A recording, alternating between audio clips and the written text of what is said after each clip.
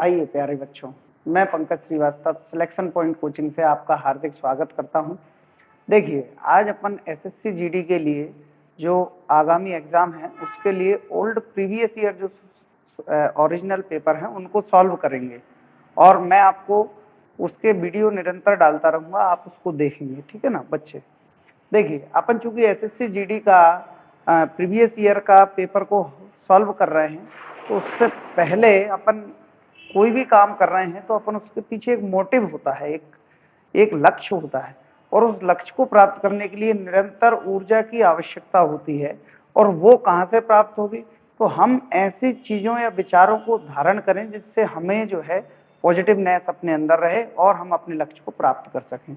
उसके लिए class start करने से पहले मैं आपको एक मोटिवेशन थॉट बताना चाहता हूँ, पढ़ा रहा हूँ। देखें जरा क्या लिखा हुआ है। मुश्किलों से भाग जाना आसान होता है, मुश्किलों से भाग जाना आसान होता है, हर पहलू जिंदगी का इम्तिहान होता है। मुश्किलों से भाग जाना आसान होता है, हर पहलू जिंदगी का इम्तिहान होता है। डरने वालों को मिलता नहीं कुछ भी जिंदगी में, डरने वालों को मिलता नहीं कुछ भी जिंदगी में, लड़ने वालों के कदमों में जहान होता है। तो प्यारे बच्चों, इसी बात को अपन अपने जहन में, दिमाग में, दिल में रखते हुए आइए शुरुआत करते हैं एसएससी जीडी के प्रीवियस ईयर क्वेश्चन पेपर की। Selection point coaching SSC GD exam date 22/2/2019, exam timing है 9 AM to 10:30 AM। Paper solution कर रहे हैं मैथ का पहला क्वेश्चन क्या है? मैथ का पहला क्वेश्चन है बट्टे वाले चैप्टर से। क्या लिखा हुआ है? एक दुकानदार ने 3500 रुपए अंकित मूल्य वाला कोट 2800 रुपए में बेच दिया। दुकानदार ने 3500 रुपए का जो थी मार्क प्राइस और उसको सेलिंग कर दिया है 28,000 रुपीज में। मतलब कहने का मतलब है 2800 रुपए में। तो कितने प्रतिशत का डिस्काउंट मिला? तो डिस्काउंट को अपन हिंदी में बट्टा बोलते हैं। तो बट्टा कितना परसेंट का मिला? तो अपन देखें, सबसे पहले इसका फॉर्मूला है एक लाइन का, वो आपको याद होना चाहिए। फॉर्मूला क्या है? फॉर्मूला है बट्टा बटे अंकित मूल्य गुणित 100। कहने का मतलब है discount percent is equal to discount upon mark price into 100। बट्टा कैसे निकालते हैं, डिस्काउंट कैसे निकालते हैं? बताया गया है 3500 रुपए का, पर दे दिया गया है 2800 रुपए में। इसका मतलब ये हुआ कि कस्टमर को कितने रुपए बच गए, जो पैसे बच गए उसको बट्टा बोला जाता है। तो कहने का मतलब ये हुआ कि कस्टमर को अगर अपन देखें माइनस करके तो 700 रुपए बच गए, तो ये उसका डिस्काउंट कहलाएगा, जो कि फॉर्मूले में रख दे। तो 700 अपॉन मार्क प्राइस है, अंकित मूल्य कितना है? बोले 3500 रुपए, गुणित कितना लगाना है? 100। आपका बट्टा की परसेंट निकल के आ जाएगी। चलिए काटते हैं, 2 जीरो से अपन 2 जीरो काट दें तो 7 एकम 7, 7 5 35, 5 से काटें 5 एकम 5, 5 दूनी 10। इसका मतलब ये है कि कस्टमर को जो बट्टा मिलेगा वो 20% के इक्वल होगा। कहने का मतलब है इस क्वेश्चन का आंसर नंबर ए एकदम राइट है। आइए दूसरे क्वेश्चन की ओर चलते हैं। दूसरे क्वेश्चन में लिखा हुआ है, अपन पढ़ें दूसरे क्वेश्चन को। दूसरे क्वेश्चन में लिखा हुआ है 240 और 320 को पूर्णतः विभाजित करने वाली सबसे बड़ी संख्या कौन सी है? तो यहाँ पर ऐसा नहीं होगा कि ऑप्शन में जो सबसे बड़ी है वही आंसर होगा, ऐसा नहीं है। आपको चेक करना पड़ेगी किस किस को विभाजित करने वाली 240 और 320। तो मैं अगर देखूं तो इसको ऑप्शन से हल करने में बहुत आसानी है। जैसे अगर मैं बात करूं कि 120, तो क्या यहाँ पर 240 120 से कट जाएगा? बोले सर कट जाएगा। पर 120 से क्या 320 कटेगा? तो ये नहीं कटेगा। इसका मतलब ये हुआ कि अगर मैं ऑप्शन से जाऊं तो पहला ऑप्शन आंसर नहीं है। सेकंड ऑप्शन को जाऊं तो क्या 8 तिया 24 और 8 चौके 32, ये 100% इससे कट जाएगा? बोले सर कट जाएगा। और कोई ऑप्शन इसको काटने में समर्थ नहीं है, असमर्थ है। इसका मतलब ये हुआ कि परीक्षा में अपन इसका डायरेक्टली आंसर 80 लगा सकते हैं। अगला क्वेश्चन है क्षेत्रमिति से। क्षेत्रमिति का क्वेश्चन है, यहाँ पर लिखा है कि एक समचतुर्भुज में विकर्ण क्रम से 14 सेंटीमीटर और 24 सेंटीमीटर है। समचतुर्भुज का क्षेत्रफल ज्ञात कीजिए। देखिए सर, ये फॉर्मूले बेस्ड है तो आपको इसका फॉर्मूला याद होना चाहिए। समचतुर्भुज में जब दो विकर्ण दिए जाते हैं तो उसका फॉर्मूला होता है, समचतुर्भुज का फॉर्मूला होता है d1 into d2 upon 2। D का मतलब d1 मतलब पहला विकर्ण, d2 मतलब दूसरा विकर्ण। दोनों विकर्ण दिए हैं, पहला है 14, दूसरा है 24 अपॉन 2। काट दें इसको तो ये 12 बार इसको काट देगा। 12 से आप मल्टीप्लाई कर लें तो 36, 12 चौके 48 और 12 एकम 12, मतलब हासिल लग के आपका हो जाएगा कितना, 168। तो कहने का मतलब है option number D is the right answer.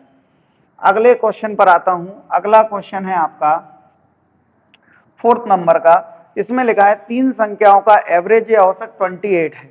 पहली संख्या दूसरी संख्या की आधी है और तीसरी संख्या दूसरी संख्या की दुगनी है। तो तीसरी संख्या ज्ञात कीजिए। देखिए यहाँ पर तीन संख्याओं का एवरेज एक बार दिया है 28। तो अपन ऐसा करेंगे, एवरेज का संख्याओं में मल्टीप्लाई करके योग बना लेंगे। कहने का मतलब ये हुआ कि अगर अपन औसत 28 दिया है इंटू 3 कर दें तो यहाँ पर ये उन संख्याओं का एवरेज से कन्वर्ट हो गया काय में सर, योग में। अब वो तीन संख्याएं हैं कौन कौन सी, तो वो तीन संख्याएं हमको बनाना है। कैसे बनाएंगे बोले, फर्स्ट संख्या, सेकंड संख्या और थर्ड संख्या। ऐसे क्वेश्चनों को आप अपने दिमाग में ही हल करेंगे तब ये संख्याएं बन पाएंगी। कैसे करना है, इनने बोला है कि पहली संख्या ऐसी बनाना है, फर्स्ट नंबर ऐसा बनाना है जो सेकंड नंबर से डबल हो, दुगना हो। लिखा है पहली संख्या दूसरी संख्या से आधी हो, सॉरी पहली संख्या जो है वो दूसरी संख्या से आधी हो, पहली संख्या आधी हो कौन सी संख्या से, दूसरी से। फिर और तीसरी संख्या दूसरी संख्या से दुगनी हो, और जो थर्ड वैल्यू है वो सेकंड वैल्यू से कैसी गुनी हो, दुगनी हो। यहाँ पर एक्स मैक्स मानने का मैटर नहीं है, क्योंकि शॉर्ट ट्रिक से कर रहे हैं। तो अपन अपने दिमाग से एक ऐसा नंबर ले लें जिससे वो आधा भी बना दे और डबल भी बना दे। तो वो मेरे ख्याल से नंबर रहेगा 2। जो पहली संख्या को आधा करेगा तो 2 का आधा 1 हो गया, और अगर तीसरी संख्या को दुगना करेगा तो 2 का दुगना कितना हो गया, 4। मेरे ख्याल से तीनों संख्याएं अपन ने निकाल ली हैं। फर्स्ट नंबर या संख्या 1 है, सेकंड 2 है और थर्ड 4th है। अब इनने पूछा क्या है लास्ट लाइन में, तीसरी संख्या ज्ञात कीजिए। जो संख्या पूछी जाए उसको मल्टीप्लाई में रखना है। अगर दूसरी संख्या पूछते तो 2 मल्टीप्लाई में आता, पहली संख्या पूछते तो 1 मल्टीप्लाई में आता। चूंकि इनने पूछी तीसरी संख्या है तो तीसरी संख्या की वैल्यू मल्टीप्लाई में रख दिया। अब यहाँ पर चूंकि ये योग है तो हम भी इन अनुपातों को या इन संख्याओं को जोड़ के हमारा वैल्यू बनाएंगे, तो हमारी वैल्यू बन जाएगी टोटल जोड़ के 4 और 2 6 और 1 7, 7 चौके होगा 28, गुणा करिए 4 3 12, 12 चौके 48। कहने का मतलब है D option is the right answer. अगले पे आता हूं क्वेश्चन नंबर 5 पर। क्वेश्चन नंबर 5 को हल करते हैं। देखिए जरा क्वेश्चन नंबर 5 में क्या कह रहा है, 3 6 और 18 का चौथा समानुपातिक ज्ञात कीजिए। देखिए अनुपात समानुपात का ये क्वेश्चन है। चतुर्थ समानुपाती के लिए फॉर्मूला नहीं है, जबकि 3 समानुपाती होते हैं, प्रथम द्वितीय और तृतीय, उनके लिए फॉर्मूला है। तो चतुर्थ समानुपाती कैसे ज्ञात करते हैं, इन वैल्यू को 3:6 समानुपात 18 अनुपात x। फोर्थ समानुपाती अगर नहीं है तो उसको x मान लें। अब इस चूंकि अनुपात का मतलब बटे होता है तो 3/6 इजगल टू 18/x। काट दे इसको 3 से काटेंगे तो 3 18, मल्टीप्लाई करें x की वैल्यू निकालें, x बराबर आ गया आपका 36। कहने का मतलब है first option is the right answer of this question. अगले पर आता हूं 6 नंबर पे। 6 नंबर के क्वेश्चन को देखें। इसमें लिखा है टाइम एंड वर्क का क्वेश्चन है। राम एक काम को 5 दिन में करता है। राम नाम का कोई व्यक्ति काम को 5 दिन में करता है और हरि नाम का व्यक्ति इसको 6 दिन में करता है। तो दोनों मिलकर कितने दिन में करेंगे। तो टाइम एंड वर्क में जब भी दोनों का मिलकर आए, दोनों का क्या शब्द आए, मिलकर, तो फॉर्मूला वहां पर भी लगता है। फॉर्मूला होता है a into B upon a plus B. A मतलब पहला कैंडिडेट के दिन, बी मतलब दूसरे कैंडिडेट के दिन। तो क्या बनेगा, इसमें रखेंगे तो 5 इंटू 6 अपॉन 5 और 6 जोड़ के डायरेक्ट 11।